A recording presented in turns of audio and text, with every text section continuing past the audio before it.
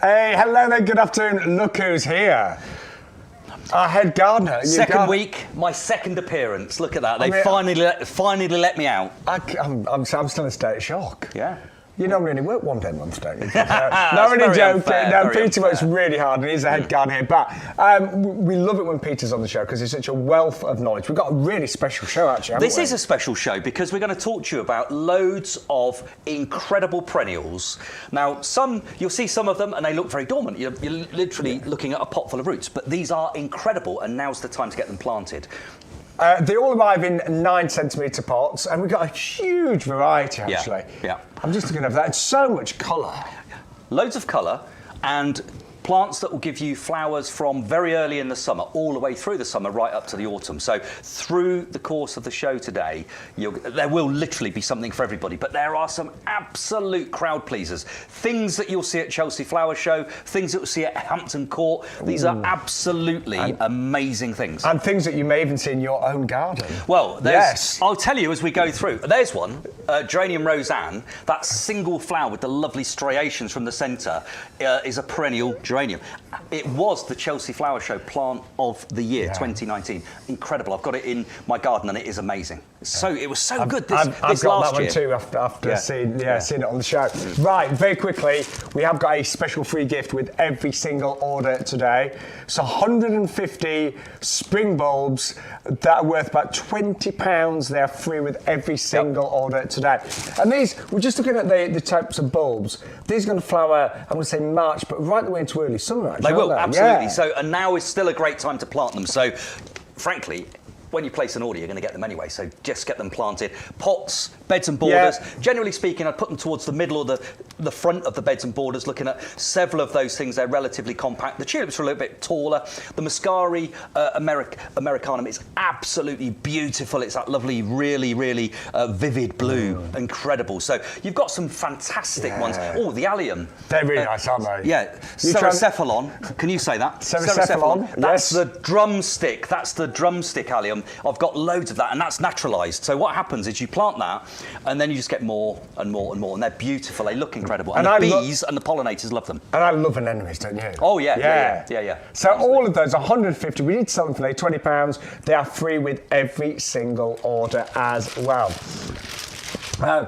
But just before we start the show, just really quickly, you've probably seen these little labels saying National Plant Club. Yep, it's a new initiative. So some of our customers will see a catalogue pop through their letterbox in the next month or so, and it will be a collection of the very best herbaceous and general perennials that you can grow in your garden. So, you know, the sort of thing, if you've ever visited one of the gardens, when you see the open gardens, the yellow book as it's often described. Yes. These are gardens that contain some of the most special, incredible, high-performing perennial plants that you could wish to grow.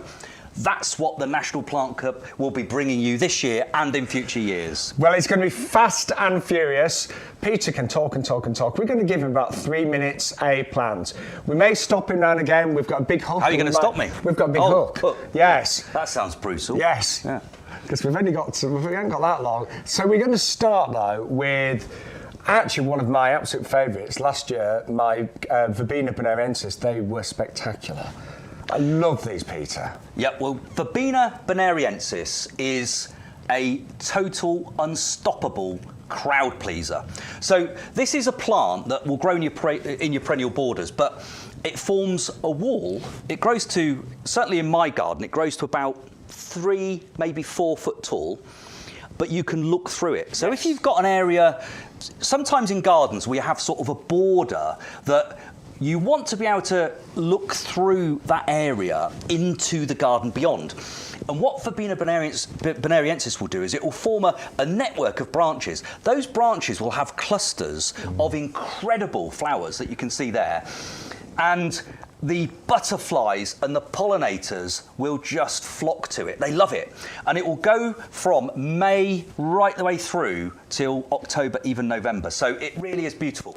And unlike your everyday regular verbenas, so people often think, well, hang on, what? Verbena bonariensis? Verbena normally is something you'd put in your hanging baskets. Not this one. This is a hardy perennial version of verbena. So the flowers, very similar. the way it grows completely different. This is going to give you around about 3 foot of height. It's going to give you flowers. It's going to give you garden interest. And as I say, it's an architectural gem. Anybody that's been to Chelsea Flower Show or Hampton Court will have seen this. It's a perennial in every sense, in terms of it comes back year after year, but it will be at those fabulous flower shows every single year. And it amazes me, Peter, how quickly these grow, because I got some similar sized plants from you, and in the first year, you're right, they were way up here. Incredible. Amazing. So, and they're generally, I always plant them in clumps, so put 3 together. I would buy 3 of these, genuinely. I'm not just saying that to upsell you, but do that, plant them in an equilateral triangle. You'll get a lovely, lovely shape then, and they self-support because they support one another. But they are absolutely so easy to grow, and get them in a sunny place. They really, really, really love a bit of sunshine, and that brings even more of those pollinators into the game, because the sunnier, the more flowers, the more interest those pollinators will show it. Well, I adore them too. It's the Verbena bonariensis in the 9 centimetre pot, and as Peter says, we advise you to go for 3 of those, but you will love them, and as we said, great pollinators as well. You're on time, Peter, so far. Oh! Well, it's early, don't worry about it. Right, we've got our tiny pamper next, haven't we? Well, it's Cortaderia. What the heck is a Cortaderia? It's a pampas grass. Who put that there? Get that changed, it's pampas grass. But this is not just any old pampas grass. So this is the world's first compact pampas grass. So see that in the pot. This is going to give you around about 2 foot in old money, about 60 centimetres in European decimal, not decimal, decimal, metric. That's it, metric, that's metric. It, yeah, that's it, I've got it. So beautifully compact. I planted this in my garden last year, and I was amazed, because the little flowers, the lovely fluffy flowers, you know, normally you'll see a pampas grass and it would be taller than us. You know, it would be 6 foot, 7 foot, 8 foot tall, massively impactful, really big clumps. Once they're in your garden, you've got to leave them there, because digging them out is a lifetime's work. That's why I would never plant a regular pampas grass. But this is a whole different thing. This is super compact, really, really beautiful in terms of its interest, great for a pot. And you can see there just how that could sit beautifully. You know, a single item in a pot. You know, one plant in a pot would eventually reach that kind of impact. But if you want to get there quicker, you could multi-plant. So I always say odd numbers are the best. But actually, this is 3 again, then, Peter. I always think 3. I genuinely do. If ever I buy, I'm really late. Shouldn't confess this, but I planted some allium bulbs at the weekend, and literally, I always buy them in multiples of 3, because I put them in, bump, bump, bump, equilateral triangle, and then they just look great. They just look incredible. I agree. So I always do that, and it's just, and actually I find fitting triangles together, so you've got 3 of that and 3 of that, the whole border just, it almost tessellates and fits together well. But anyway, with this in a pot, amazing. Beautifully compact. You can't really see the scale there, but it is no more than 2 foot tall from the bottom of the plant to the tip of those incredible flowers, and it will look just like you see there, with flowers from early summer and then repeat flowering through the summer. And they last a long time too. They do. Yeah. They really do. And actually, if you want to, you can actually, when they're in their prime, take the plumes and the flowers off and dry them and have them as displays, can't you? Absolutely. But I've got a big pampas, and I must admit, it is taking over the garden. I'm kind of like, maybe it shouldn't have gone in there. But this is certainly the solution. Compact, but with all the joy of those magnificent plumes. Again, I presume it loves a sunny spot, Peter. Loves a sunny spot. I've planted mine. I've got a water feature, and I've got some little low borders around it. And I think I've planted 3. In the ends of where the little beds and borders sort of join with a path, and they look beautiful, because you've got that foliage is evergreen, so it's there all year, and then the flowers just come out from very early summer, late spring, early summer, and then you've got that interest all the way through. And as Pete said, they really do last as well. They really do. Incredible value. Fantastic it is. I won't say Cortaderia, it doesn't like that name. It's a tiny pamper. That's the miniature pampas grass, about 60 centimetres, and say an absolute joy. I love the look of it, but the feel of pampas is gorgeous. That's the tactile nature of it is amazing. Yeah. Now moving on to, actually I do have quite a few of these in my garden. We've got our Gora next. Well, Gora is just great. Think about the weather we've had over recent summers, and think about the extreme heat. Yeah. It was reasonably hot last summer, but the summer before was a belter in terms of the high temperatures. 40 degrees was not unusual across many parts of the UK. So what we're thinking about here is what will perform in my garden, giving summer interest, and will be phenomenally drought resistant. So however hot the summer is, it's going to thrive. Now, Gora Siskoyu Pink is one of those plants. So delicate, beautiful. I think they look just incredible individually. Yeah, when you see them en masse, the visual impact is phenomenal. They grow to a couple of foot tall, so they're not going to overwhelm your garden. Great for a smaller garden. Even great if you want to incorporate these within a few pots on the patio. If you've got a courtyard garden, they're great. But again, the beneficial insects, the pollinators, the butterflies will flock to this particular flower. And because of the drought tolerance, this will be thriving, giving flowers, giving interest when other plants may have been burnt off. Because what happens with many different items is in the extremity of the summer heat, they just pack up, they just give up. They come back later and they will recover. But this is a plant that's going to thrive and give you real interest, whatever that summer weather gets to. Now, in a sunny spot as well, I would say for these. No, I'm sure I did the right thing, but last year in spring, I really did give it a really good haircut. Yep. It seemed to grow back brilliantly. Absolutely. And actually, this is the sort of plant I find, and this is what I do. And there's a phenomena known as the Chelsea chop. So a lot of perennials that are early performers, the Chelsea chop came to be because literally around about Chelsea time, which is strangely always about the 20th of May every single year, just give them a Chelsea tidy up. So you can do that more than once through the year. And I certainly do with a lot of the perennials I've got. So if something offends me a little bit, it's getting a bit rangy, it's got, it's done its work, it's produced a few flowers and it's been looking great, but now it's got a bit out of hand, go in there with the shears, take about a third of the growth off, but level it up to a symmetrical, uniform shape, and it will just come back, do it all again for you. Chelsea chop, it's known as the Chelsea chop. Yes. See, we also created the Hampton hack, which is the Hampton Court hack, which is the second one. So whenever you do it, it doesn't matter. But even roses, if your roses having flowered like crazy in May and June, then start to look a bit over the top, and you think, go in there, prune them back, and I guarantee you, 6 weeks later, you'll have a whole crop of flowers again. So give them the Hampton hack as well. Yeah, exactly. Right, moving on. If you'd like to go for the Gora, the Siskiyou Pink, an absolutely gorgeous perennial, then a must-have for your garden. And again, Peter would advise go for 3. I would always, all of these, I would say go for 3. I've got mine in my lavender actually. It looks really quite nice next to that. The blend of that pink and the blue would be amazing. Nice. Yeah. Right, we're going to move on to another top performer, and it's our Salvia. We're going to start off with the Amethyst lips. Yeah. Peter, I know that these just flower and flower and flower, don't they? Yeah, these are incredible. So it's actually cherry lips, I think, this particular one. So it's a beautiful... I think we've got both, Peter. We've got cherry and amethyst. Yeah, so we've got 2 different ones. Yes. Okay, that's the one there is cherry lips, which is a perennial salvia. So again, people think about salvias, and they think about those... what I can only describe as a 1980s bedding plant. Yes. Yeah, so they're the bright red salvias that just sit there like little sentries in the garden. And they have their place, I'm sure. Not in my garden, but they probably do some. They don't do a lot though, really, do they? They just sit there looking fine. Yeah. This is a whole different ball of wax. These are fabulous perennials that form a lovely framework of branches that become literally smothered in those flowers. And this one's called cherry lips because you've got that phenomenal, cherry-coloured... They are, literally. They're like cherry-coloured lips coming out from that white central part of the flower. So they're just gorgeous. And again, perfect for if you've got a really impoverished area of soil where things just don't grow very well.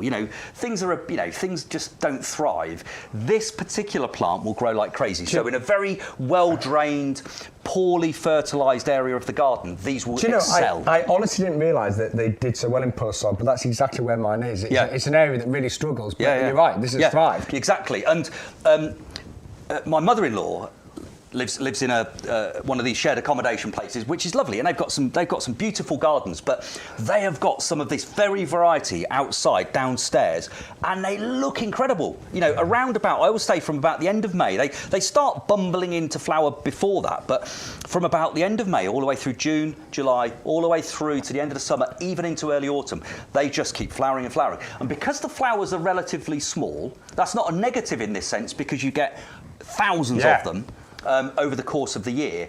There's just this continual display, which all of the pollinators are going to be buzzing around it, the butterflies are going to be there. So not only do they look great, but they're helping nature, they're bringing that real benefit to the garden. And just such low maintenance as well. I mean, I maybe did give mine the Chelsea chop again last year in spring, but did nothing over the summer. Exactly right. And actually, one thing to bear in mind is, I always think when you early in the year, you look out on a nice day and you think, now's the time to get out there and do a bit of tidying up. Don't do that, because there'll be a lot of beneficial insects overwintering in the leaf waste and the various bits and pieces. So leave your plants there until, I always think about, end of February really is a good time to get in there, and with your roses in particular and all your perennials, just tidy them up at that point. Bit of bloodfish and bone, and all of these would benefit typically on an annual cycle from the same thing. So get in there around about late Feb, bit of fertilising, just bit of mulch, and you're going to get really good results. I was quite surprised how big the salvia grew in my garden, because I would say, I think it's got to about, I'd say 60 centimetres, 70 centimetres height. It's quite big. Yeah, so that's normal. I think they do get a bit taller than that once they're established, because they woodify, so you do get a wooden structure to them in subsequent years, and then they don't die back completely to ground level once they're fully established. And those flowers have got a delicate, but not overwhelming scent, but they've got a delicate scent as well. So they're just a gorgeous thing. I just think this is a great addition to, fill the borders with an item that will attract because of that persistence of flower. Well, it's the Salvia Cherry Lips, a true performer, and I hope you go for one of those. And as Peter said, will survive in relatively poor soils as well. Absolutely. Right. We have got, you got a little sneak preview of it. We have got another salvia, and this, very similar, but it's the amethyst, isn't it? Exactly. So exactly the same, everything the same, but this is just that beautiful, I'm going to describe it as blue, but you could call it amethyst. That's posh, isn't it? Yes. I mean, I'm more of a, I like to describe colour simply, but yeah, so gorgeous perennial salvia again, summer flowering, persistent flowering, repeat flowering, great for, you can, in fact, any of these perennial salvias will thrive and grow beautifully in pots. So if you think, well, I haven't got any beds or borders, virtually everything we show you today, you could also grow in pots on your patio. Aren't the flowers, when you look at them close, they're really pretty, aren't they? Gorgeously pretty. And again, you get thousands of mass. Yeah, amazing. So imagine in summertime, you're getting so many pollinators buzzing around those, aren't you? Well, you've got pollinators, you've got that gorgeous fullness to your beds and borders. And one of the things I really love doing is I love visiting sort of, old homes, sort of, I don't just walk in. I mean, these are ones that are open to the public normally. I don't just like wander into someone's garden, but English Heritage or the National Trust, where they've got these fabulous long borders where they've got a real classic mix of those beautiful perennials that are there in the summer months, and I love it. And perennial salvias are one of those things that just give it a real full, sumptuous, colourful, super interesting look. Oh, they are really good, really good. If you want to go for those, so we had the both options, the cherry lips, and that is the Salvia Amethyst there as well. Right.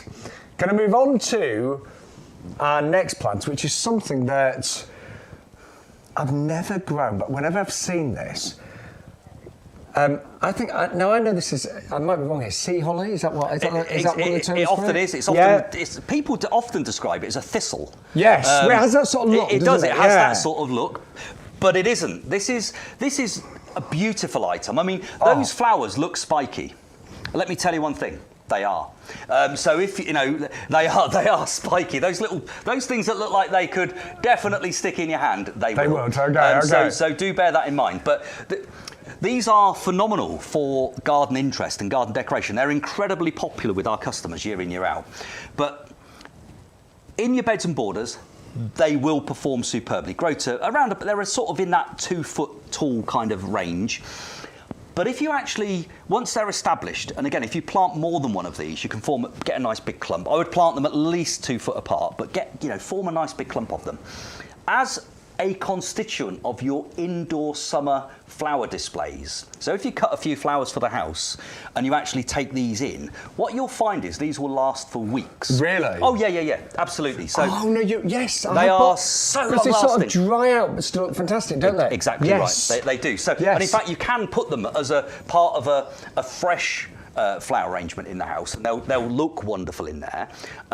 But also, if you do want to dry these out, and the way generally speaking to dry things out, if you want them to last a long time, cut a good length.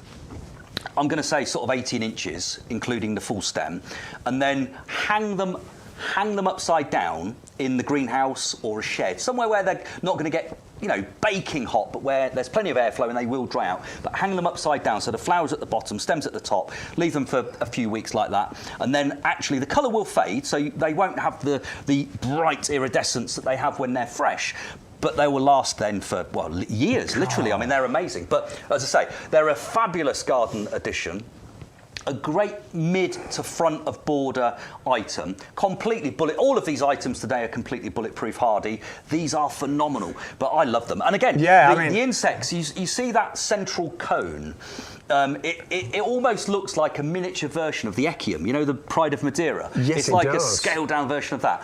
That is rammed full of pollen and nectar, and the bees and all of the pollinators will flock to it. So we find it spiky, they don't, because that central cone is just packed full of everything they're looking for. So many reasons to go for this. Whenever I've seen in gardens, it's the colour as well as the structure that stood out to me. Exactly. And again, this is an early summer performer, but because of its kind of, its structure and the way that it lasts, it will be in your garden all the way through. So it's amazing. So easy to care for. It's a low maintenance item. It's great for, a sunny or dappled shade position. So, perennials I always think as a rule, when they're flowering, if it flowers, it's always going to do really well in a sunny spot. This is no exception. And it dies right down in winter, presumably. It absolutely does. Right, white blue hoppet as well. Exactly. Yeah. So this particular one is a compact version. So let me show you, because when you get yours, this is an example of one of the items. So they'll arrive with you in these pots, 9 centimetres squared. You can notice that increasingly now, more and more, if not all of our plants are in this taupe coloured pot, which you can reuse as many times as you wish. So it's certainly not a single-use pot, but actually if you do recycle it, because it's that colour, it's recyclable.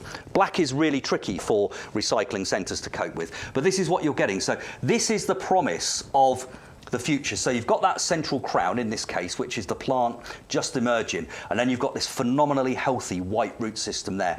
That's what we're looking for, and by getting this planted now, you really are getting away to the best possible start. So your garden will look incredible this summer. Cool. And don't forget, all of these plants are on our website, so you can have a look there, and you've got full product descriptions and lots of extra information as well. But yes, definitely one of those in my garden. No, 3 of those, Peter. Exactly. Well, yes. It's up to you. 1 or 3. I think 3 with that. They're generally better value when you buy 3. So, but I always plant in 3s. But not everybody. Maybe it's not to everyone's budget. But when you're investing in a variety, I do think when you're doing it, when you're planting it, what do they say?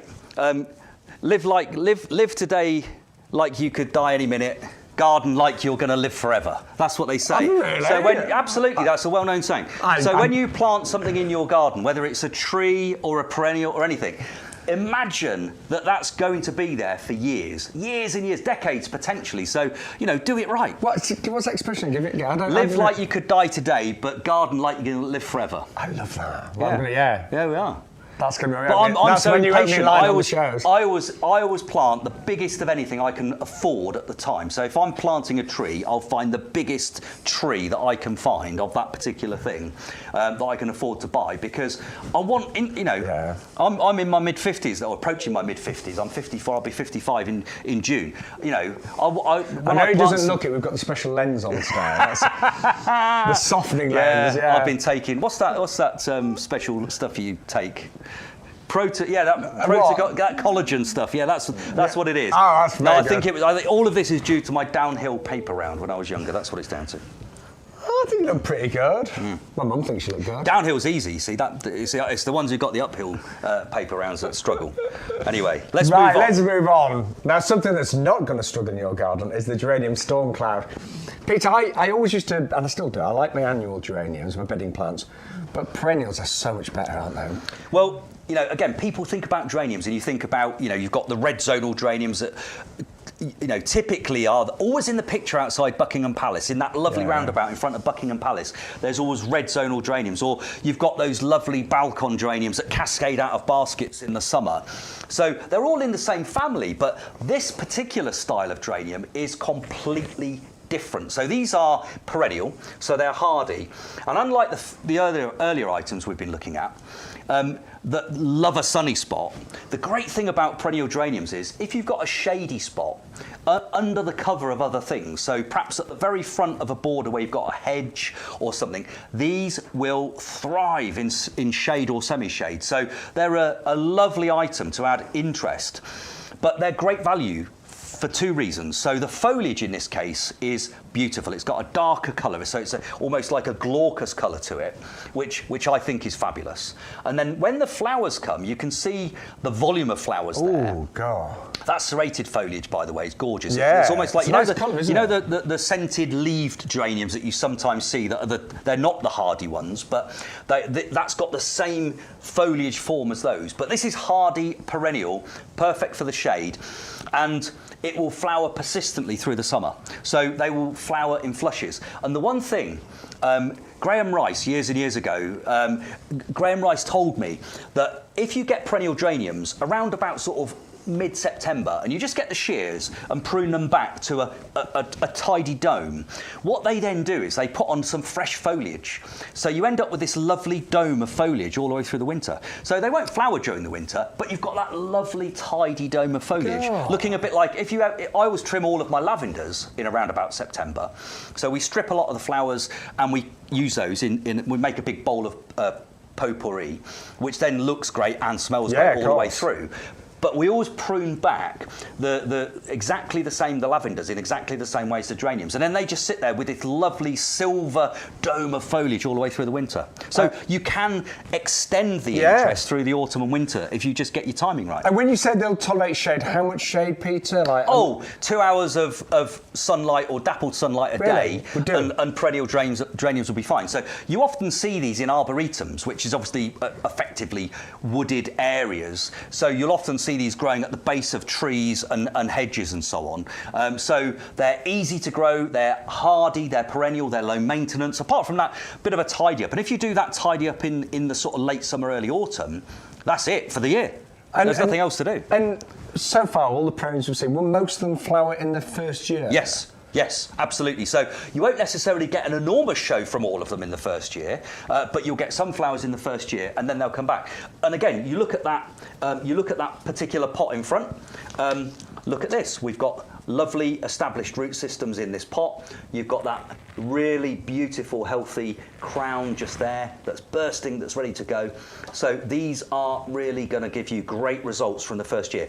Perennial geraniums are one of the absolute go-to plants for me. Yeah, I've always had them in every garden I've ever owned because it's a restful, relaxing colour palette, very cool, and a bit like you, not unlike yourself, Shaun. Very cool, very cool and calming. But look at that combination of serrated foliage, dark foliage, the combination of foliage and flower colour. That is a absolute barnstormer. And they are easy. Much as we both love gardening, you don't want to be a slave to your garden, and these just really look after themselves, don't they? Yeah, absolutely. 5, 6. The numbers, all the numbers on our website for these, we should say. All the details on our website. And what we can honestly say is, whatever you're choosing, these are proven performers with Peter, our head gardener today.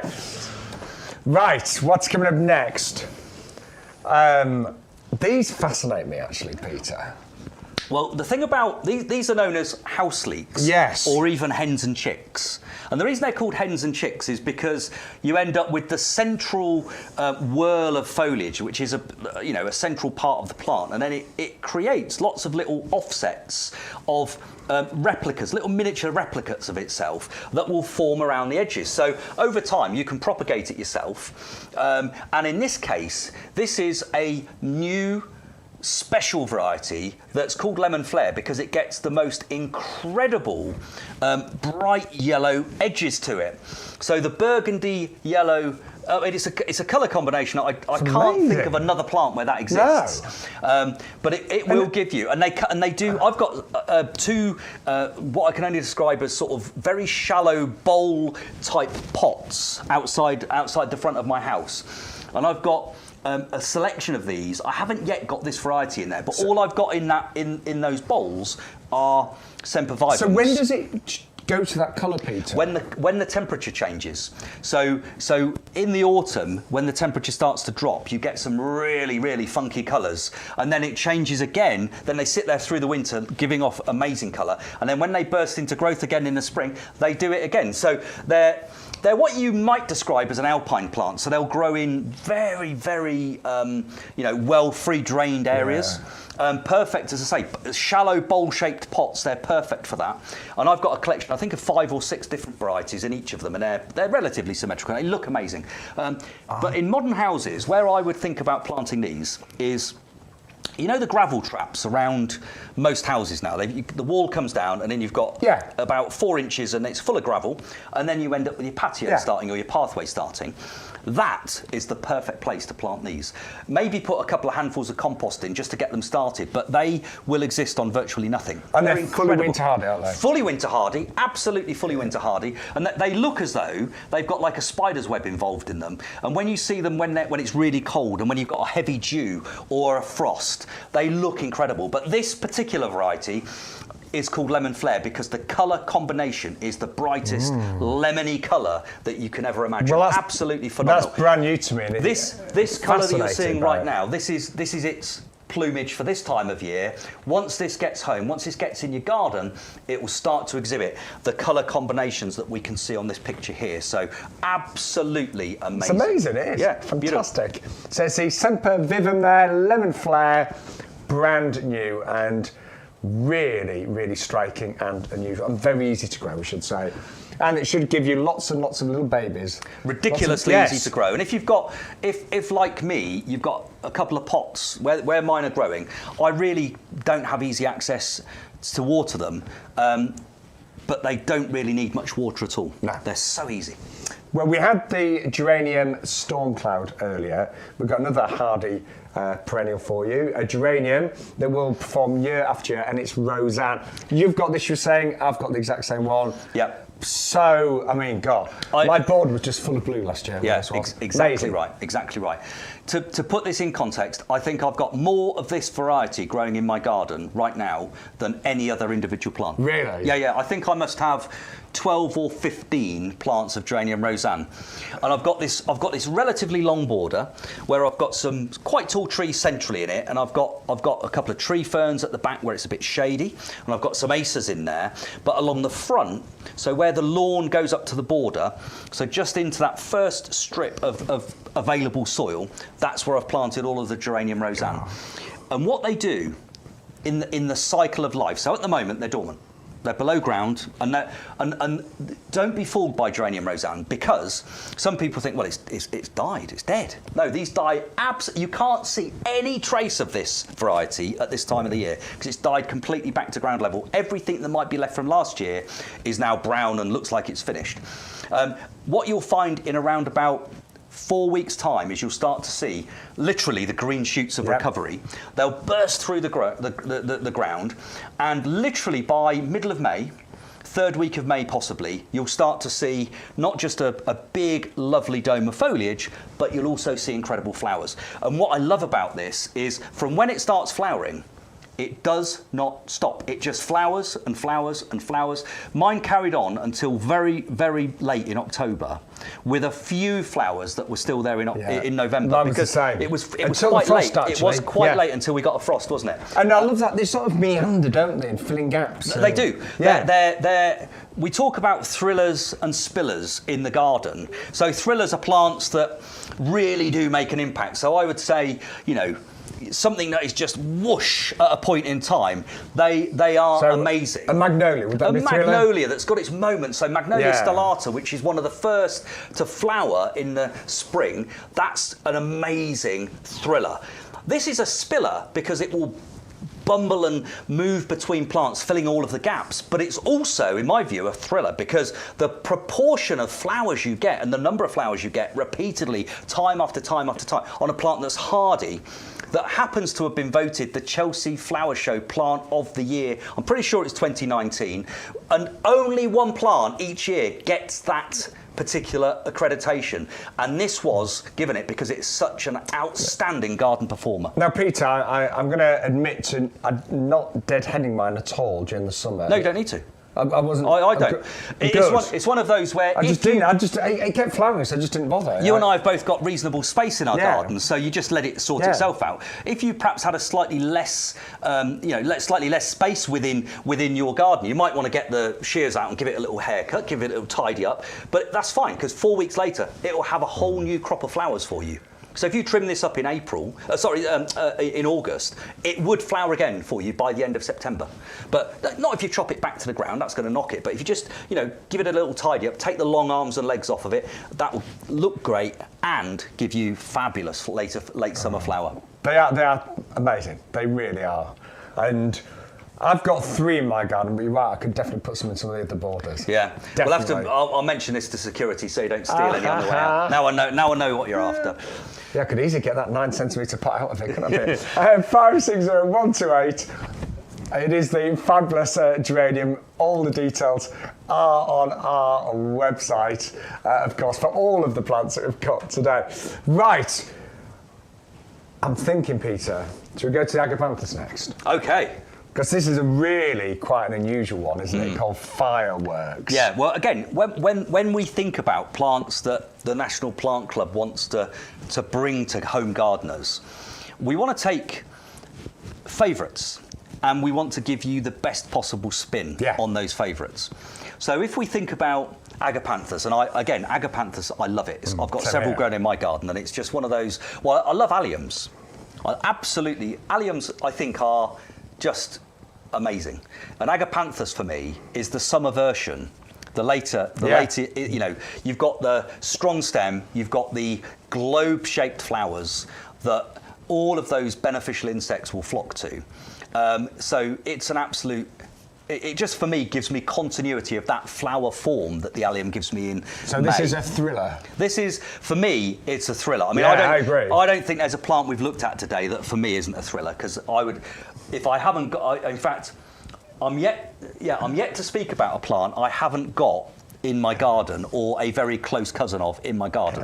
I must admit, I've got most of the ones we've got to. I didn't pick the range, by the way, today, so it was done. I just turned up and get to do what I love doing, which is talking about them. But fireworks takes the regular blue that we associate with Agapanthus, and it creates this just incredible flower form where the outer surfaces of the flower are that gorgeous blue that we all associate with Agapanthus. But when it opens, you've got this almost clear white centre, which I think is just unbelievable. Yeah. And the flower power of this particular variety, once it's established, is awesome. Absolutely awesome. So, it would not be unusual if you put one of these in a pot over the next few years to get to a point where from, May through to late September, you could have 30 or 40 flowers from a single plant over the course of that time.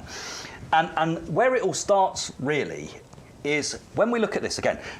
This is rather than a square pot. Some of our perennials are in the square 9 centimetres. This is the round one, but still taupe, so totally recyclable. And if we look here, the little root, it's trying to escape. But when I whip this out, there. Oh, look at that. Oh, wow. Now, there we are. So, what do you think this is going to do in its first year? Well, what I can tell you is I've got an incredible powerhouse of roots here. We've got all of this lovely foliage at the top. All of these individual parts to the plant potentially can carry a flower stem. So this potentially this year has got the opportunity to flower for you, probably give you 4 or 5 stems in its first year. But it's not about that. This is hardy, it's perennial, it will come back year after year. It's going to give you decades of interest. And a little tip to the wise, if you plant Agapanthus in a pot, three of those in a pot of about, let's say, 18 to 24 inches diameter, let the roots really mass. Let the roots get a bit like they are there. You've got to feed it, you've got to water it, but when the roots are really, really upon themselves, it stresses the plant a little bit. And stress in the plant kingdom says, if I'm stressed, I need to procreate. I need to produce flowers because I've got to continue my species. That's what. So when wisteria is the same thing. They say with a wisteria, plant a wisteria in a Gladstone bag, which is an old leather doctor's bag, because by constraining the roots, you really force it into flowering at an earlier stage. These are very similar. So by constraining the roots, you'll actually encourage it to flower more flowers more often. And in terms of the height of the flowers, it's kind of mid-sized for an Agapanthus? Yeah, this is going to. So the rosette foliage is going to be no more than 6 inches high, and then the flowers will extend about another foot or so over that. So they're still going to be lovely and well above the rosette foliage, but they're going to look fabulous. So this is a great variety for perhaps a smaller garden, a perfect variety for a container on your patio. Yes. But most of all, think about the flower form we've got here compared to other Agapanthus you may have seen in the past. I think that was an absolute stunner, isn't it? Yeah, absolutely. Beautiful. What a great name as well, Fireworks. So another thriller from Peter there. And sunny spot, as we said, obviously. I think that's definitely, for me, it's a sunny spot. Think about where do Agapanthus grow really well? So it's a Mediterranean plant. I mean, over the years, I've been so lucky to go to Tresco in the Scilly Isles, which is obviously off the end of Cornwall. You keep flying about 30 miles past the end of Cornwall. That's where the Scillies are. Not this variety, but Agapanthus as a species are prolific all over the Scilly Isles, and they look amazing, and they are fabulous all the way through summer. You get massive ones. Anyone who's been there will know this, but they are gorgeous. So they like it hot, they like it sunny. They'll tolerate a very, very well drained spot as well. So they're not really hard work to really do well with. No. Well, again, I hope you go for those. I think they look so impressive, don't they? And you're going to have those for years, if not decades. The Agapanthus Fireworks. Now, next to this, we have got our Coreopsis next. Look at that. Doesn't that yellow look amazing? It's the blue one. I do think yellow and blue as colour combos go. They're very. I'm thinking back to my sort of design colour wheel thingy. Colours that are opposite on the wheel often do work well together. But I think the yellow-blue combination always is a safe bet. Coreopsis is a fabulous thing to get your garden going early in the year. So big flowers. In this case, this is a double-flowered form of it. So early sunrise is early flowering, as in early in the year. But it's got that lovely, lovely bright yellow flower colour. And the pollinators that are, when we think about when our fruit trees are going to be in flower, when our strawberries are going to be in flower, when our runner beans are going to be in flower and need pollinating, that's when this is really going to give you a fabulous display of colour. So plant these perhaps near your grow your own area. Perfect in your beds and borders, totally winter hardy, quite compact growing, so it's not going to grow too tall, about 18 inches or so tall, and it will just flower prolifically all the way through the late spring, early summer into midsummer. So perfect to bring early interest to the garden. And if of anything we've talked about today, I would say probably the easiest of easy plants you could imagine. Yeah, it's pretty difficult to. I don't like to use the word kill a plant, but well, you're not meant to, Shaun. Well, that's not the plan. No, but it's really difficult to mess up on this one. It really is. So it will thrive in a sunny spot right the way through to dappled shade. It's a bit like one of those plants. Almost anywhere you plant it in any soil, it will thrive pretty much. If I think about where it would be optimal, I'd definitely always put it towards the front of a bed or border, or in a pot where it's not going to be overcrowded by tall things in front of it, because it's more compact. Put it somewhere where you really can enjoy the brightness of it. Yeah, because it's cheerful. I mean, I always associate this particular colour palette with springtime because that's daffodils. Daffodils are that colour. This obviously goes way past the time when daffodils are in flower, but it still brings that bright cheerfulness of the early surge of spring colour for us. I love having yellow in the garden. It always makes you feel cheery, doesn't it? It does, absolutely does. It's really uplifting. Yeah, and where I've seen these work incredibly well is dotted dotted in parts of the garden where you're trying to draw the eye. Yeah. So bright colours always draw the eye. They will always gain attention. So this is a sort of like a flashcard. If you want to draw somebody up a bed or border, or if you've got a shorter garden, but you want to draw the attention to maximise the available length you do have a pot or a clump of these at the far end, and it will just draw the eye to it. And that's a really good design trick with any bright colour, whether it be golden yellow or any of those sort of brighter colours that stand out, red, orange, apricot, whatever. And I know sometimes as you get older as well, your eyesight's not as good as it used to be. My mum's classed as partially sighted, so she used to love pastels and things. But now she really likes bright colours because she can see them. Yeah, from exactly. Distance. And even at the bottom of my mum's garden, she would see a big ball of yellow or red. Yeah, exactly right. These would even be, so for people who live in flats or apartments and only have a balcony, this is a plant that is so tolerant. It would cope with that sort of situation as well. So very flexible, very rewarding, very colourful, very early in the season, very easy to grow. And during the winter, what does it do, Peter? Just dies down to ground level. Yeah. So don't worry again. Most of these, if of many of the plants we've looked at today, they are intended to go dormant completely, go back to a woodified framework, or literally die down to ground level, and that's completely normal. So those are the sorts of beds or borders where you would have a mix. So you'd have things like this with some other things. So over winter, you might have things like Mahonia that is evergreen and winter flowering. The Sarcococcus, the winter box, is smelling amazing at the moment. I mean, all of those sorts of things. And it's wonderful. So evergreen and fragrant. So you mix and match. And I always think when you're thinking about planning your beds and borders, or your garden generally, there are 12 months in a year, there are 52 weeks in the year. Now, you probably may not have room or the budget for 52 different plants, but if you start with 12 and say, I want something for each month of the year that is going to look amazing. So, and there's no reason not to in virtually any garden. There is May into June on a plate for you in a plant form. Well, I hope you go for it. It is the Coreopsis there, early sunrise, great name for it, of course, and a true performer that will give you that wonderful burst of yellow every single year for many, many years to come. So easy to grow that one. Now, what we've got next, Peter? We have got a Nepeta coming up. Yep. So this I don't know this one actually. Well, Nepeta is. I know Nepeta. Yeah, Nepeta is often a hanging basket plant. Yes. That you wouldn't associate with hardiness, but increasingly these forms of the hardy perennial versions of Nepeta have grown massively in popularity, and understandably. But this particular one is a much more compact version of what you may have seen before. So it's almost got the sort of the blue colour palette of certain other perennials that we may have seen. So, if you want to create a cool colour palette, then this is a great one. So, whereas your perennial geraniums that we maybe talked about earlier would go into a shady spot, this is going to thrive in a sunny spot. So bringing you that colour palette, but in a tolerant of a sunny, drier spot, and perfect for containers. So brilliant for patio pots, and the fabulous form of this, it will bring in and attract lots and lots and lots of gorgeous insects.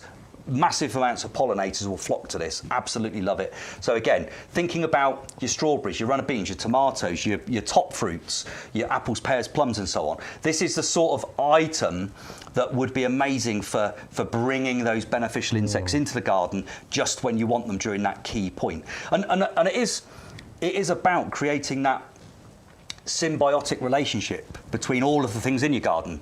So, you do need to think about if you're serious about grow your own and you want to get the best possible crop, you need pollination.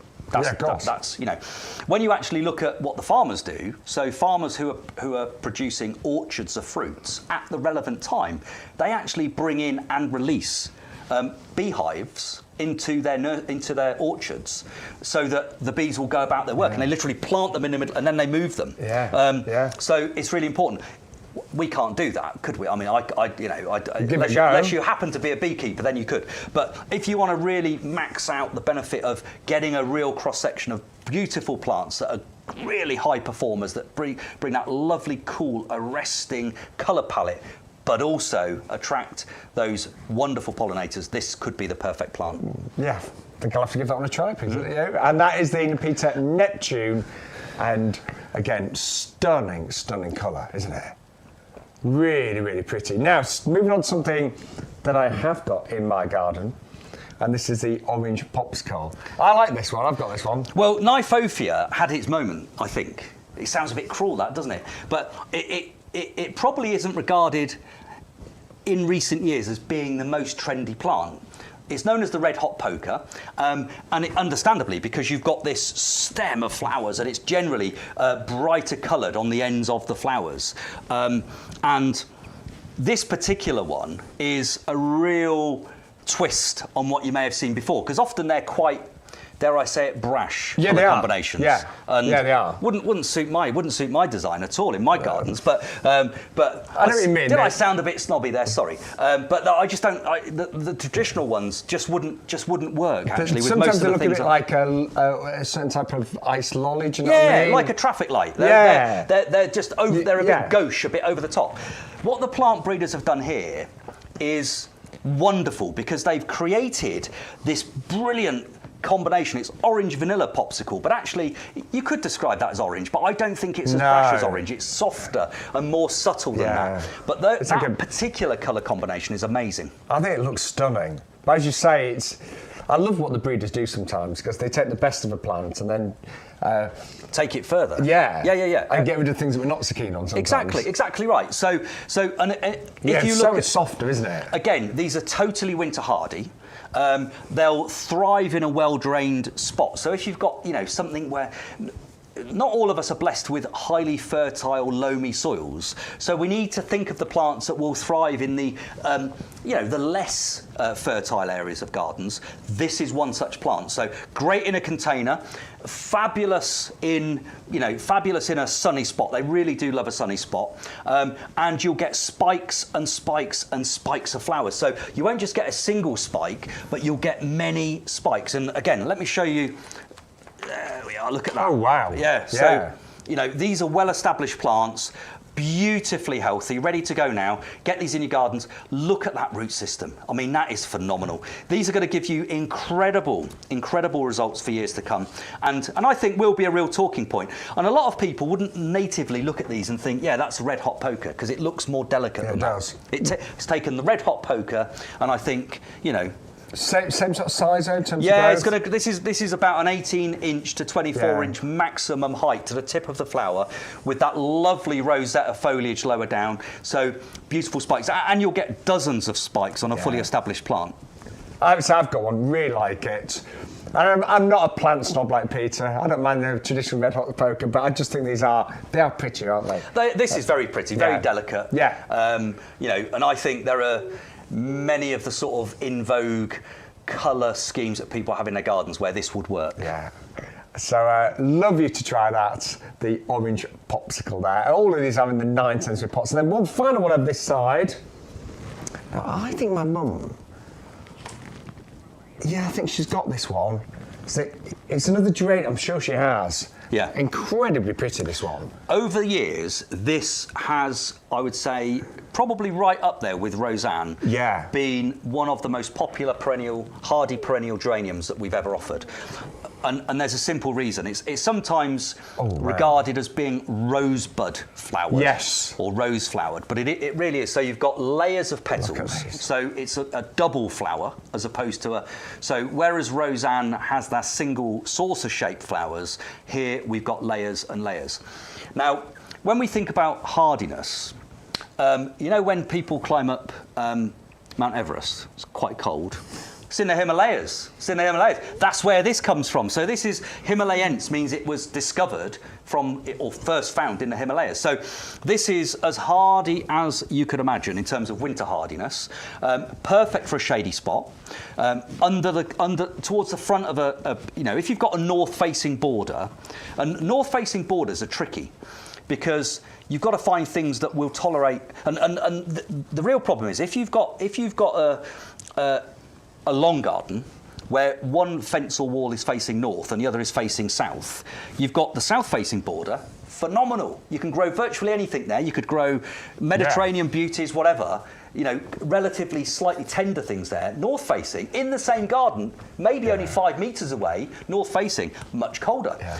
this is perfect for that sort of situation because it will tolerate the low temperatures, it will tolerate the low light levels, but it will still reward you with phenomenal displays of double flowers on a hardy perennial geranium. Yeah, it definitely is the one my mum's got, and it is so pretty and so hard working. Oh, incredibly. Long flowering, repeat flowering from May all the way through till September, October time. Again, give it a bit of a trim up with the shears and it will give you fabulous, fabulous dome shapes of foliage over the winter months. So still working hard to give you some displays even out of season. But I think, understandably, this is, so popular. And you can see why when you look at those flowers. Now, will it tolerate high temperatures? Well, we talked about it being really hot the summer before last, about 40 degrees. Would it be okay there? Or? Well, what you'll find actually, because natively where you would plant a shade-loving plant, it won't get as hot. So it will stifle the flowers for a week or two, but it typically wouldn't get as hot because it will be north facing. So yeah, I think it's going to slow the flower production down on things like this, as it would with virtually anything in those sorts of temperatures. Because we're not used to me down. Yes, but I moved house on the hottest day of the summer 2 summers ago. That day, I spent the entire day handing out bottles of water and ice lollies to everybody. I couldn't do any lifting.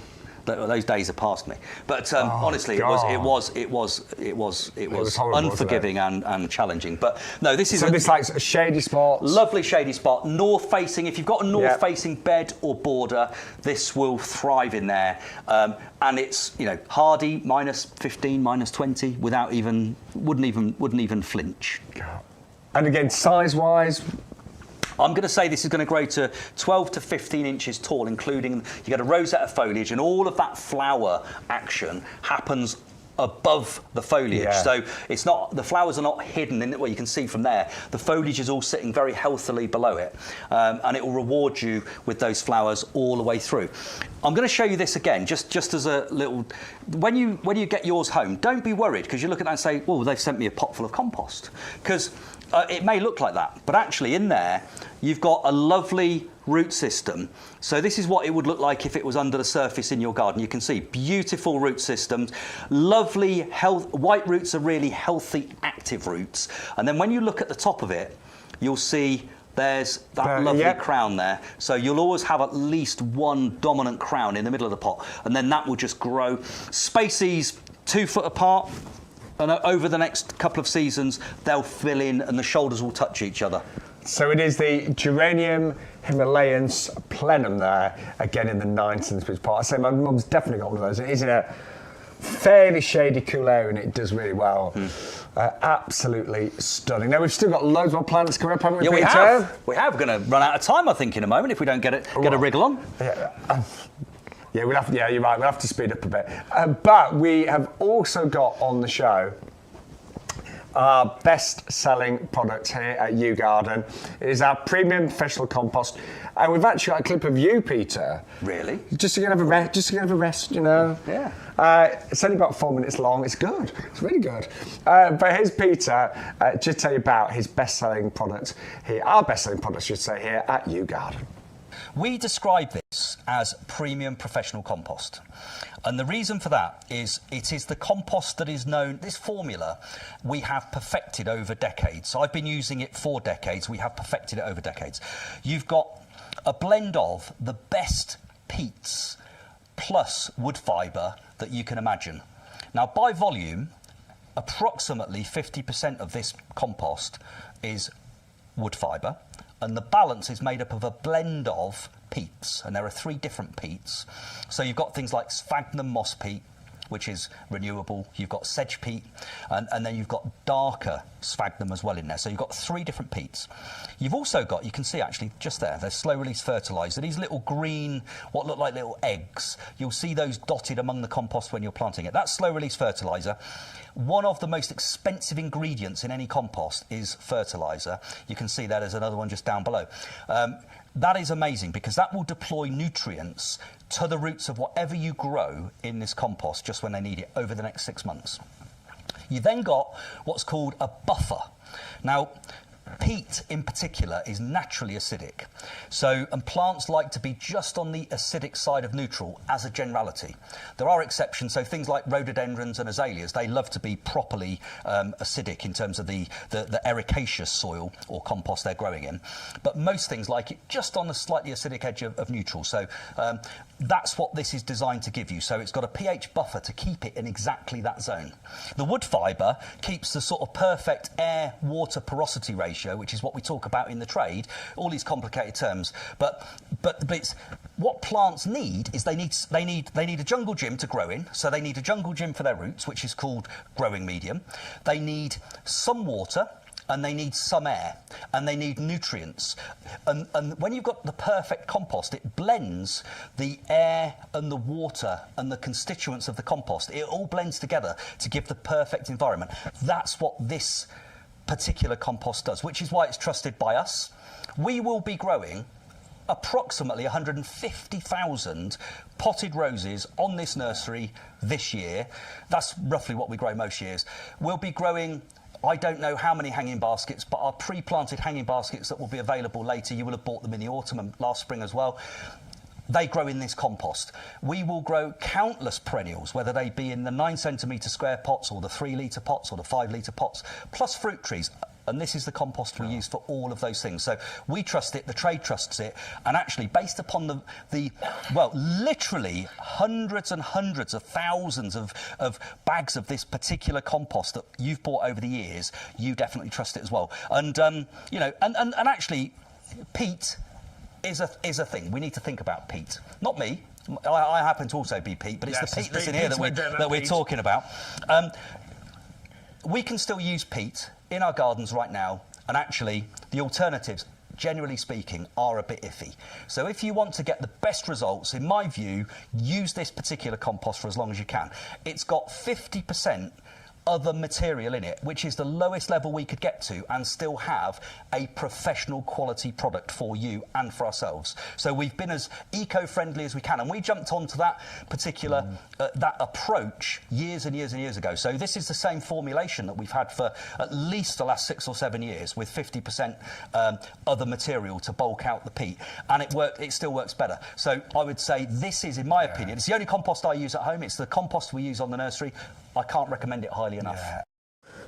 That was you. Very good, big, yes. Now that is very fast jumper changing.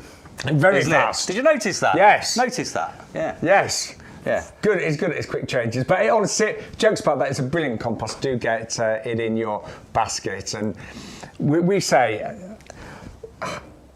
Always on the shows, and we mean it. It really makes you a better gardener instantly, doesn't it? Well, there are a few things that you can do to make your garden better.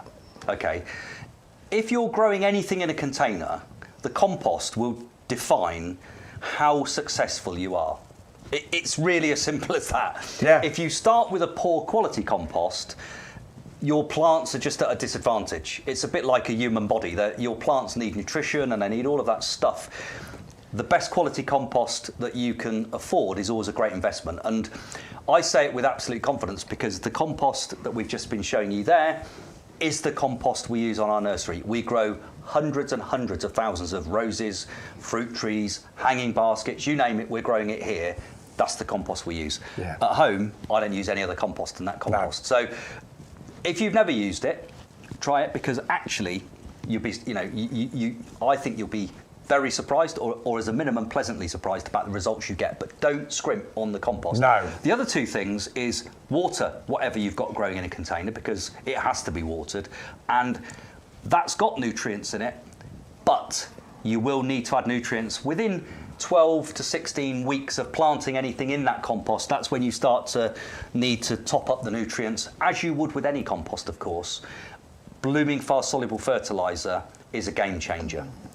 So look on the website, that is a game-changing product.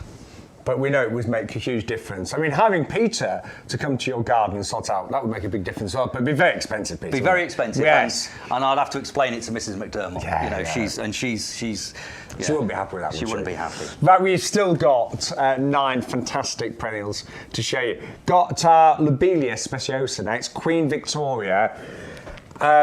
I do love this one, Peter. Well, named after Yes. Queen Victoria, this is a complete twist on lobelia. So if you look at the flower shape, when plants are in the same family, so lobelia as an example, if you look at a close-up of a trailing lobelia, that's exactly the same shape. Exactly the same shape. And that's the giveaway. So the plantsman, when they're looking at identifying new plants, they'll look at the flower shape, and that's normally the giveaway. However, unlike the trailing lobelia that you may have in your hanging baskets at home and may have had for years, this is entirely different. These are upward growing, herbaceous perennial, winter hardy lobelia that bring two phenomenal characteristics in my view, because you've not only got this beautiful burgundy red foliage, but you've got those scarlet flowers as well. So it's the combination of the foliage colour and the flower colour, I just think is unbelievable. It's really quite dramatic, isn't it? It really is dramatic. And this is one of those plants going to grow to 18 inches or so tall. I mean, different circumstances in a really bright sunny place, you're going to get that kind of thing. If you pop them in a shady place, and they'll do okay in dappled shade, but this is a plant that really does thrive in sunshine. So front of border, where those rosettes of foliage will really look stunning, and then you get the spikes of flowers that pop up. It's an absolute belter. It really is an absolute thriller. And a bit like plants such as, any golden yellow, bright red colour, this is the sort of plant that you can create a point of focus with. It will draw the eye to it. Because this is producing vertical spikes of flower as well, I would chance this as a centrepiece in a big pot or a big container, as well as in your beds and borders. I would certainly try it like that, because I think it would really do a great job. Have you ever grown it in a pot using these as a centrepiece and then had trailing lobelia, like white lobelia? I've not done that. No, I've not done that. Would that work, do you think? I don't know, would it? Oh, look at you.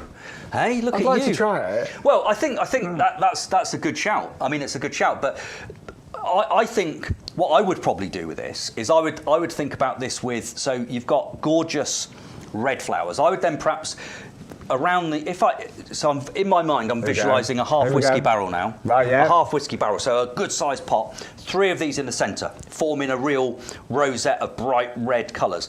I would then possibly blend a bit of blue in with it. So I would even chance immediately around it some low growing, perhaps perennial geraniums. Something not Roseanne, because that's a bit beastly, that's a bit heavy grown, but the double flowered plenum. Yes. Maybe get that around it. Now that will thrive in a degree of sunshine, and then possibly complement it with a little bit of trailing variegated ivy, just trickling over the edges, and then you've got the red, you've got the blue, and you've got the cream and green. I think that would look a really lovely display. So I'm thinking I need some whites in there as well. I want the red, white, and blue. Well, that's true. Well, there's no reason. Could do that, couldn't I? You could, for the summer months, of course, because the trailing lobelia that you often see in the baskets, that's a one-year wonder. These are perennial. These are back year after year after year. They are amazing, honestly. They are, everything Peter says, spectacular. The foliage against the red is magnificent. It is the lobelia Queen Victoria. Right. We have got, coming up next, the Jasmine Trachyospermum. Yeah. So Trachyospermum is a bit of a mouthful. I like to call it Star Jasmine. Oh, that's better. Star Jasmine. Yes. Why do we keep using these long names, Stuart? Why do we keep using them? Well, see, I'm trying to impress you, so I'm trying to learn the long names. Don't worry about that. Oh, fine. Star Jasmine. Right, Star Jasmine, now we're talking. So it's not a true jasmine, but it's called Star Jasmine because when you look at the flowers, it looks like a jasmine. Yeah. So it's Trachyospermum jasminoides. Now, Trachyospermum is a naturally climbing plant. So if you give this a trellis or a structure to grow up, it will grow up it. And I've got this in my garden. It overwinters. The foliage is quite nice in the winter because when it gets cold, it goes, like Photinia red robin gets that sort of reddish colour to it. So does this. But it will overwinter beautifully. And the thing that is amazing, when you look at it and you say, well, OK, there's loads of flowers, they're star-shaped and whatever, that's nice, they're white, they're a bit plain.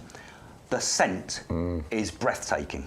The fragrance from these flowers, if you literally trimmed off half a dozen of these flowers and put them in your car on a warm day, close the doors and go back half an hour later, it will be like you've had your car, completely cleaned, and the fragrance you'll get from it is amazing. Absolutely amazing. So we've got one of these growing up the wall just outside our kitchen door. So we've got 2 little patio doors that open from the kitchen.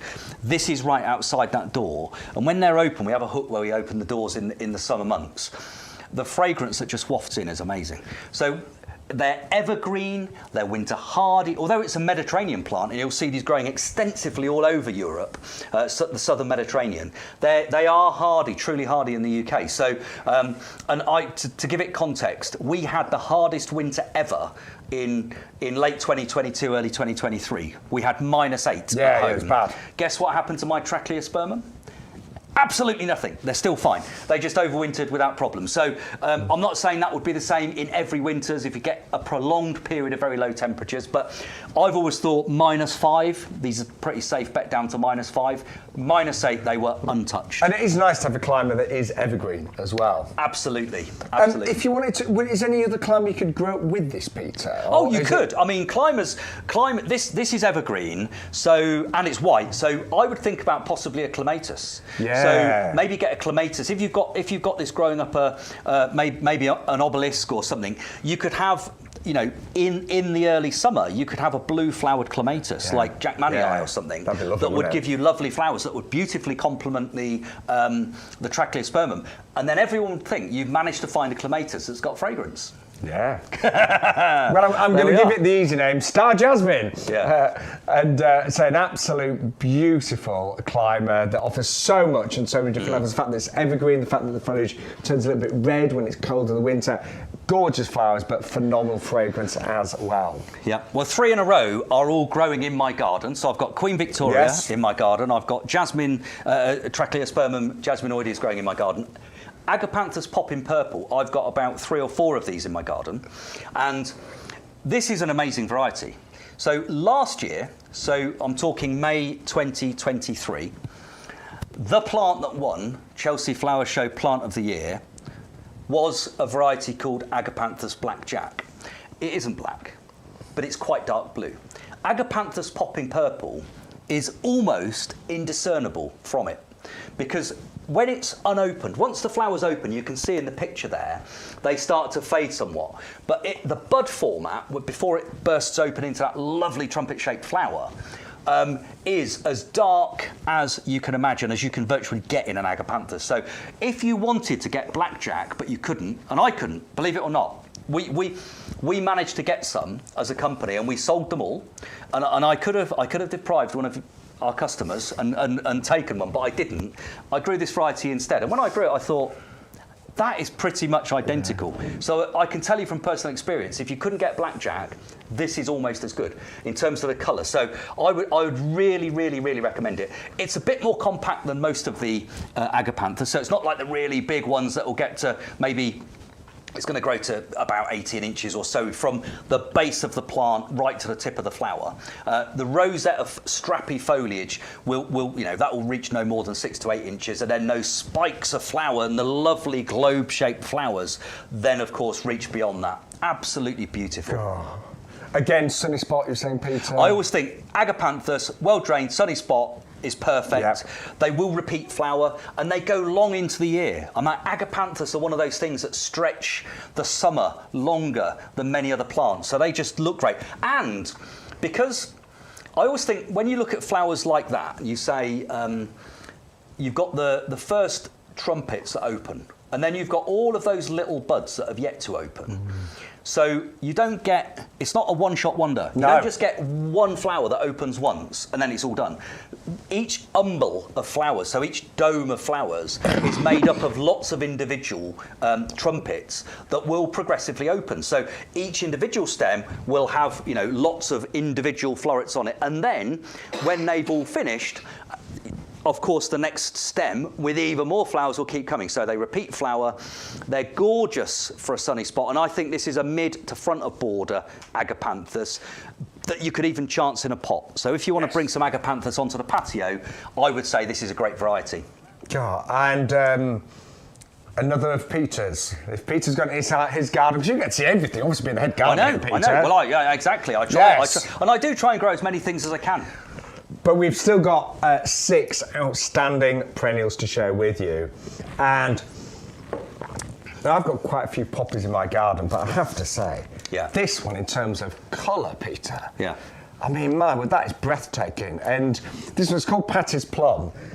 I love the centre of this is that lovely. So again, that's almost black, but then look at this colour. Yeah. It's magnificent, isn't it? This variety has been, when I say ridiculously popular, I really don't exaggerate it. We have sold out of this every single season. Really? For as many seasons as we had it available. I can imagine. And this year we've upped our reservation again and got even more, but I know it will sell out again.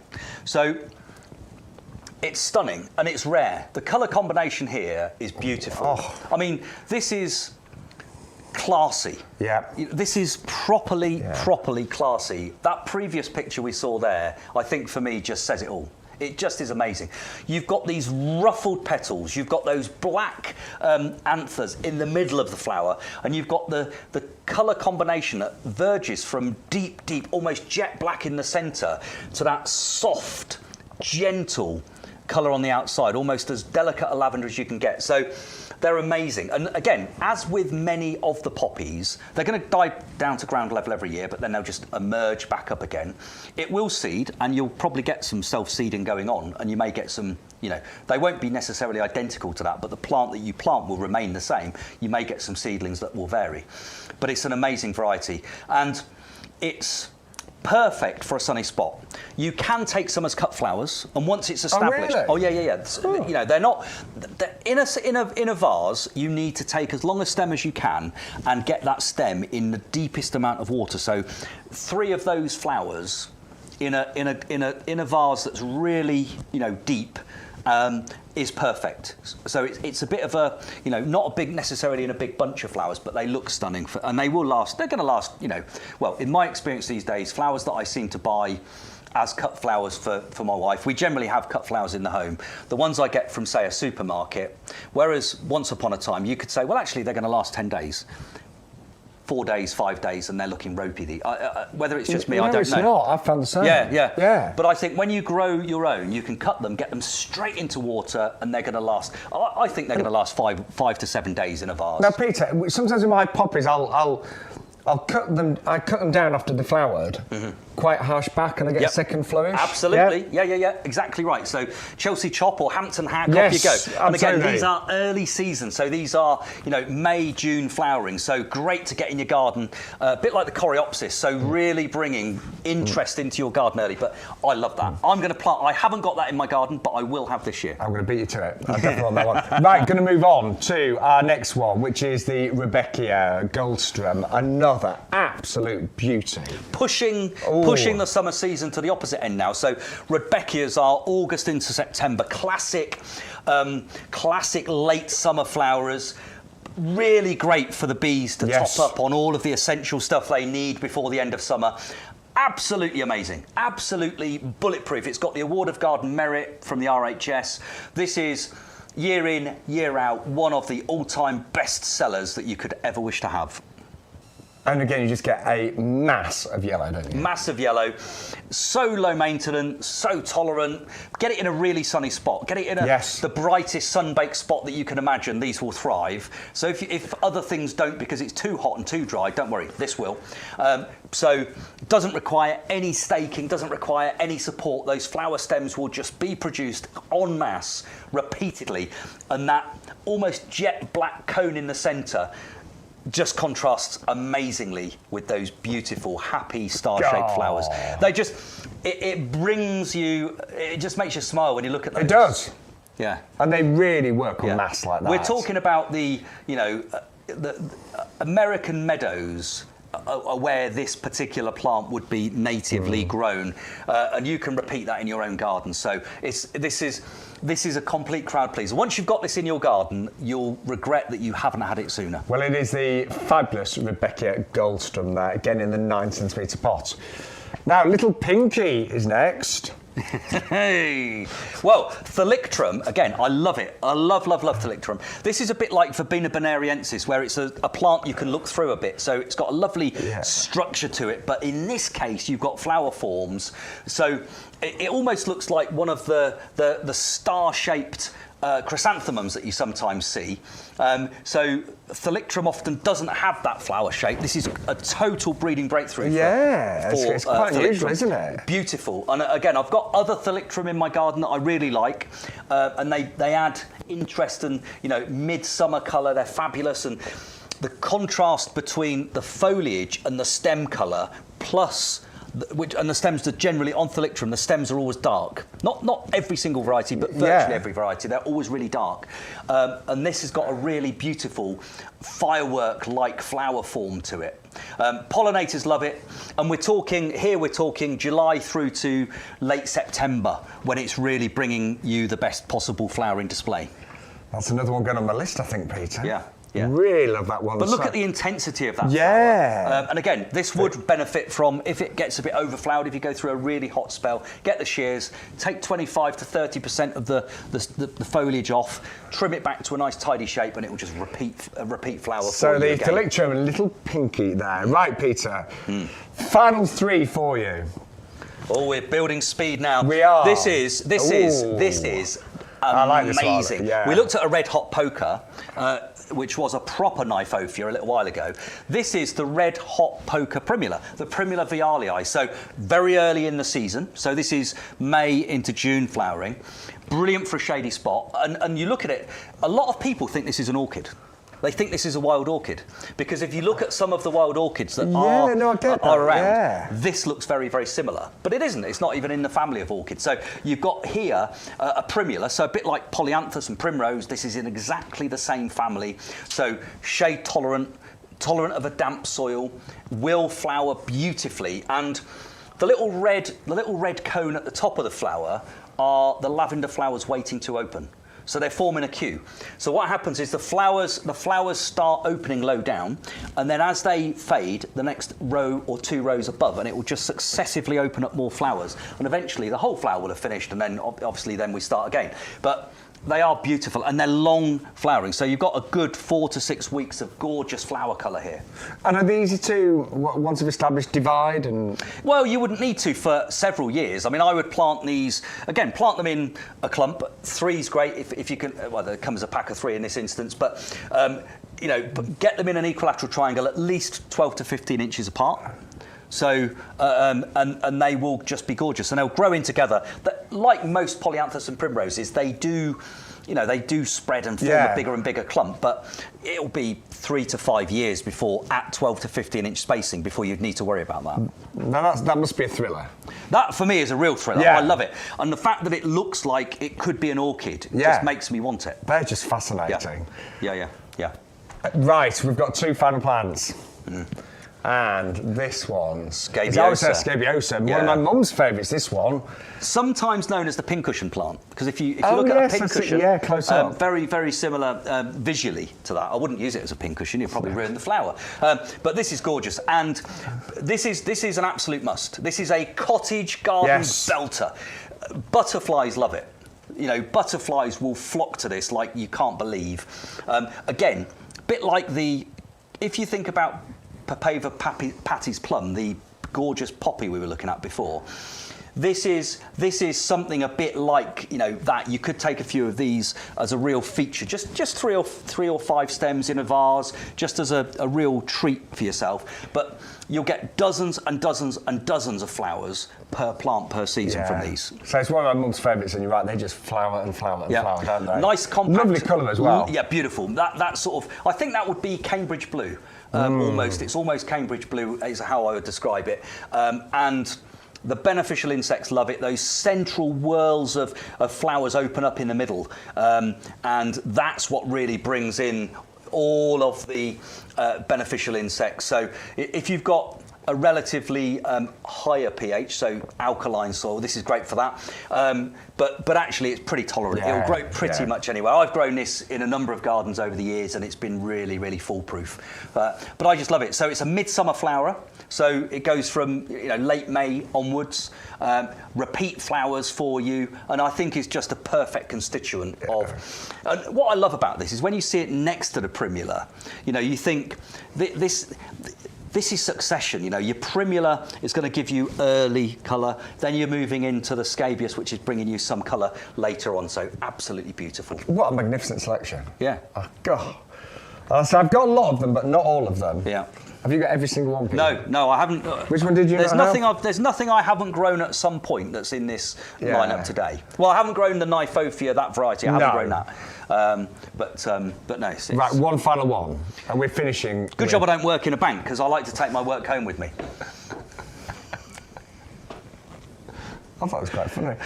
Right, final plant, Peter. Final one, Echinacea. Echinacea. Yes. So, Echinacea is one of those interesting plants because it's well recognised these days as being a cold and flu remedy. But actually, and if you read into it, we can't give advice around things like that, but if you read into it, it's quite an interesting homeopathic remedy that lots of people rely upon. But this is grown purely for its flower form. And this particular variety, Papillo Orange, is bright, zingy, again, late flowering. So a bit like the Rudbeckia we were looking at before, Rudbeckia Goldstem, this is going to be late summer flowering, bringing you real interest. So Monty Don has, I think he calls it the jewel garden, where he's got lots of the bright colours and so on. If you wanted to recreate that kind of look, things like Rudbeckia Goldstem and Echinacea like this would be amazing to have later. And again, your beneficial insects, well, there we are, as if I haven't seen this video before, but honeybees, butterflies, this is an absolute complete magnet.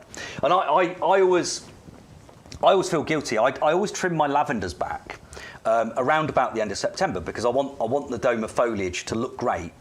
And last year I made a decision that I'd leave it a little bit later. I'd leave it a little bit later on than usual because there were so many bees around. And I didn't want to deprive the bees of the last bits of goodness they could get from the flowers. But I thought the remedy for this year is to plant other things that will flower a bit later, like Echinacea. So when I trim my lavenders, the bees have still got something to go for. So that's my New Year's one of my New Year's resolutions. There's a long list. I can't go into details of some of them, but that's one of them. Am I allowed to give you a few as well? Yeah, absolutely. Why not?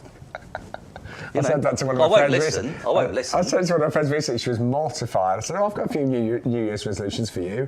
She was like, what do you mean? What you have to remember is I'm deaf in one ear and ignorant in the other, so when you say stuff like that to me, Shaun, I'm never going to take any notice. I think you should give more free plants away to it's not possible. To the crew.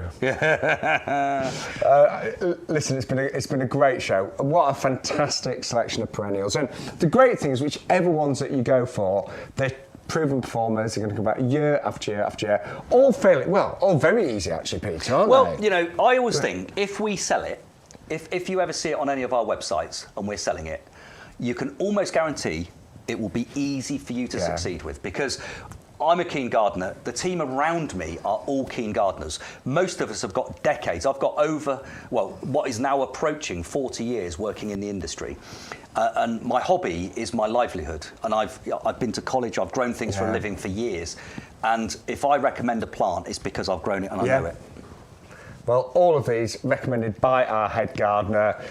Love you to try them. So I've got a lot of them, Peter, but you've really inspired me. There's definitely a few that I want to grow this year. Brilliant. And I look forward to receiving your order.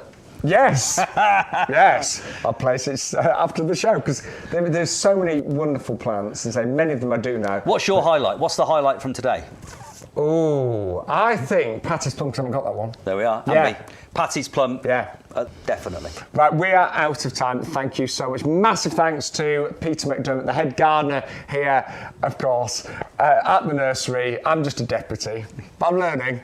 You're a very good deputy. Thank you very much. But no, I learned loads there. It was an absolute joy to see these wonderful plants. So they're all on our website. Have a look. And most of these are in stock throughout the year, really, aren't they, Peter, as well? So for myself, Shaun, and Peter McDermott, we will see you very, very soon.